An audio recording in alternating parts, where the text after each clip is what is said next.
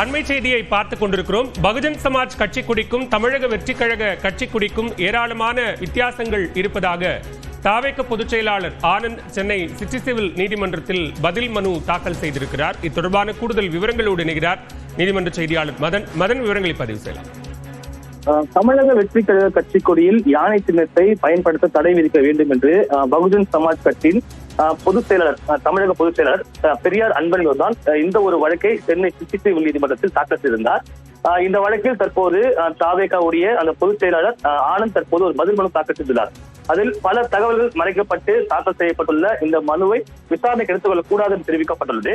அதே போல பகுஜன் சமாஜ் கட்சி கொடிக்கும் தாவேகா கொடிக்கும் பல வித்தியாசம் உள்ளது என்றும் தெரிவிக்கப்பட்டுள்ளது.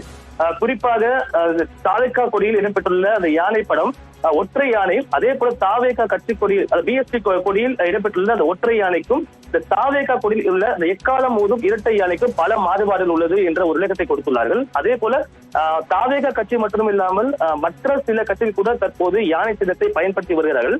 எனவே பகுஜன் சமாஜ் கட்சி இந்த யானை சின்னத்திற்கு உரிமை கோர முடியாது என்று தெரிவித்துள்ளார்கள். இந்த பதில் மனு தாக்கல் செய்யப்பட்டதை தொடர்ந்து இன்று மாலை இந்த வழக்கானது மீண்டும் சென்னை சிட்டி சிவில் நீதிமன்றத்தில் விசாரணைக்கு வரும் என எதிர்பார்க்கப்படுகிறது. விவரங்களுக்கு நன்றி மதன்.